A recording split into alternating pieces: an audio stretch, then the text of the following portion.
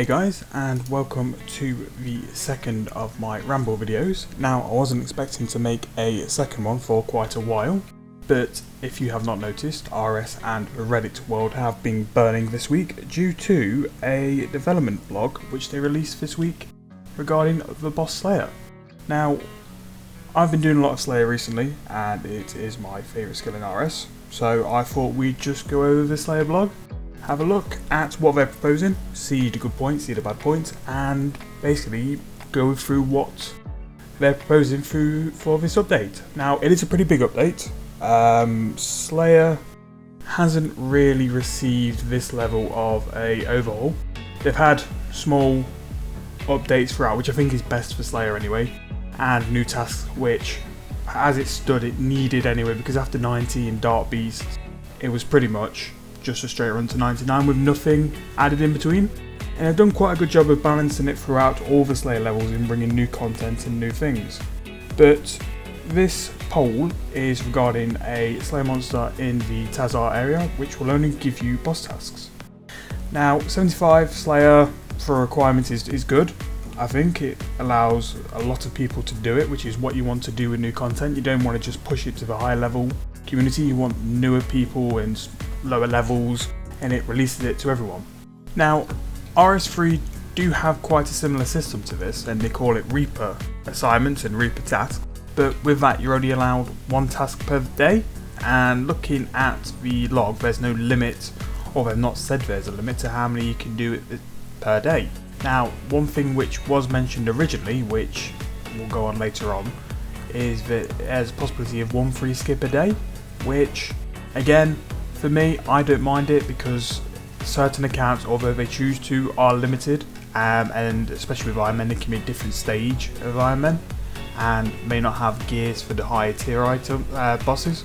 So it gives people flexibility. A lot of people didn't like it and a lot of people wanted it changed, but for me, I don't mind because it caters to everyone. Everyone will get some form of benefit from it.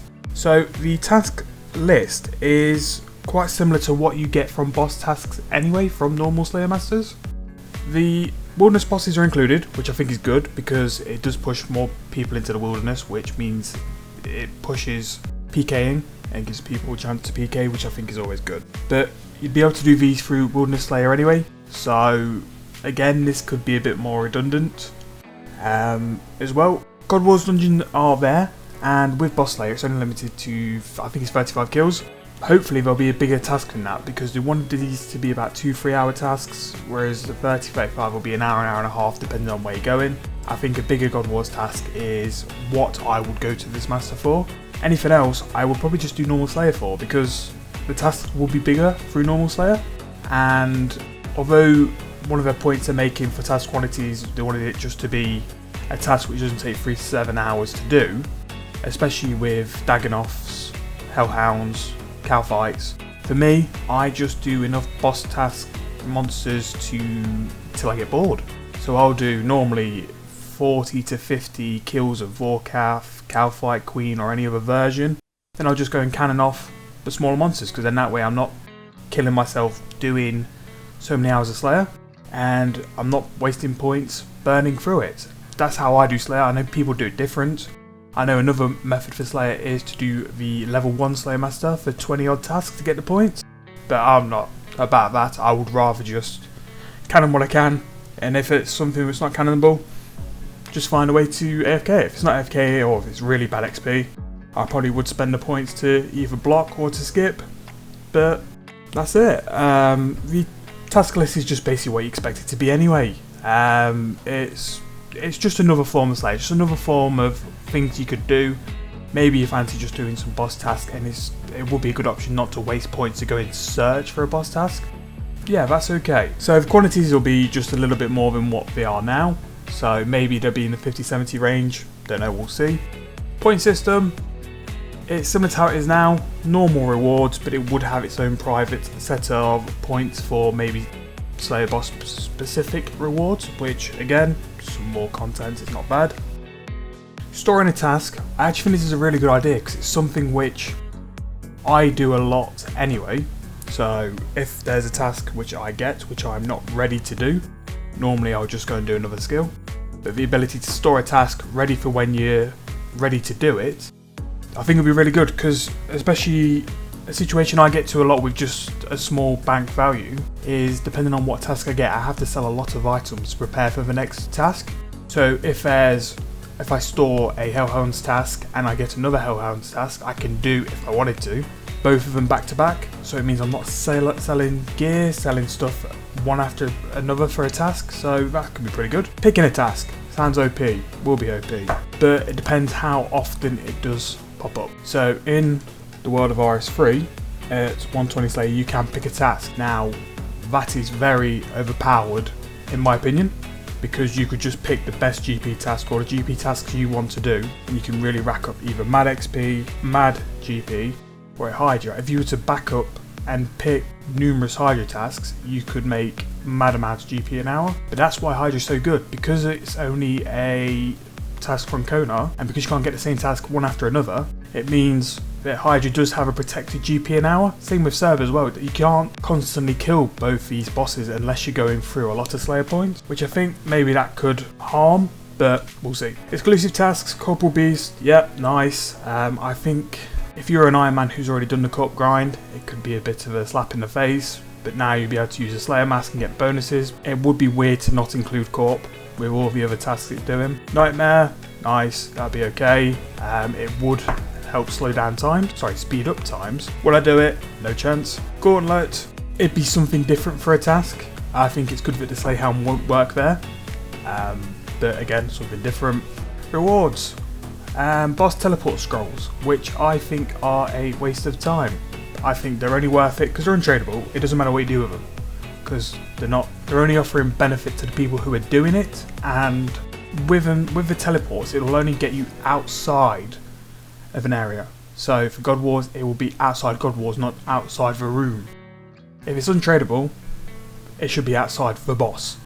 So I think that's a bit meh. I think they could make it better, but if they did, that would be a really good reward. Supply drops, yeah, they're nice, they're okay, but they don't seem to be as good as they could be. Compared to Konar, they're nowhere near the level of what a Konar key would be. That's okay. And then the Divine Reliquary, I don't know if I pronounced that right, but basically what it is, it's a box which you put your blessings in. I like this because it does save space for God Wars. You're not having to carry a monk's robe, a Zami robe, and all the other junk you do, only to drop when you get in the room. And the fact it helps with kill count, although nowadays it's life of Eki keys unless you're doing Bandos, and even then I use Eki keys for Bandos. That'd be decent. Out of all the rewards, that looks the best to me. This lustrous gem ring is basically a Ring of Wealth enhance and change to the Ring of Wealth. Now, there's always a process for this every couple of years with changing the rare drop table and changing how you get to the rare drop table. Whatever. The rare drop table is generally just a little bonus. Most of the drops there aren't worthwhile. So unless we change that, nothing really bothered about that. So you can have both a boss task and a Slayer task at the same time, which I think is good. I think it gives you more flexibility on what you want to do. If you, like me, sometimes I stack my tasks up for a weekend.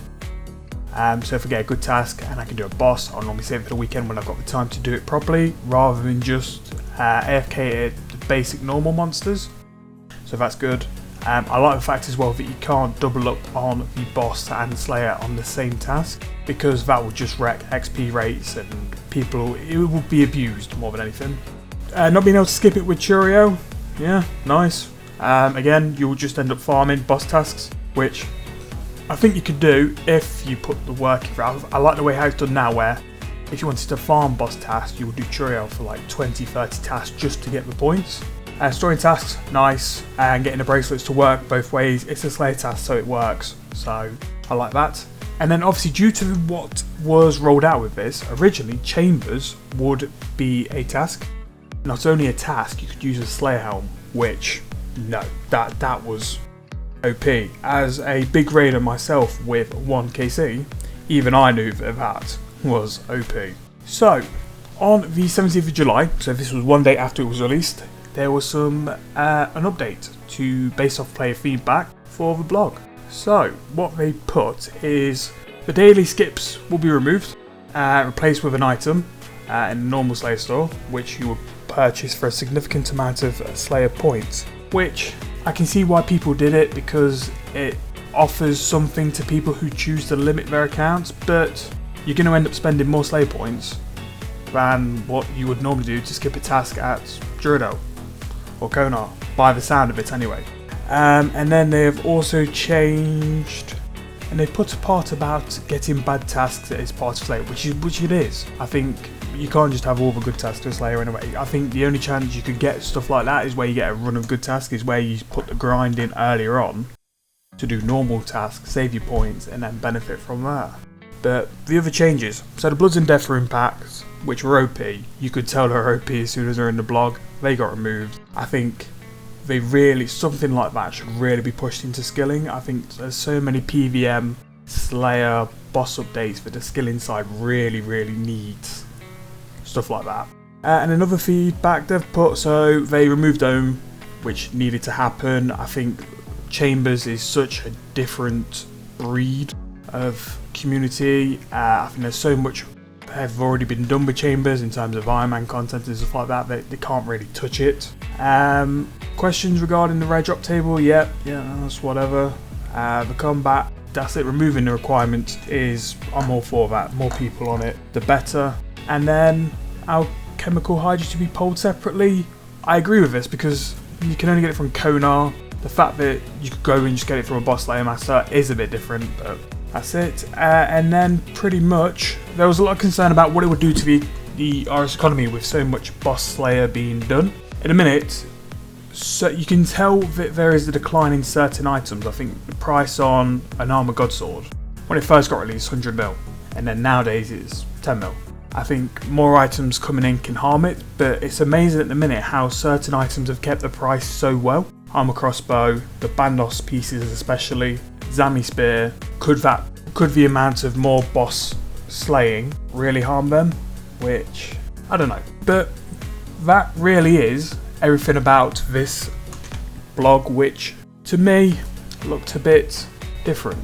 So my opinion on this is, personally, it looks to be content for content's sake.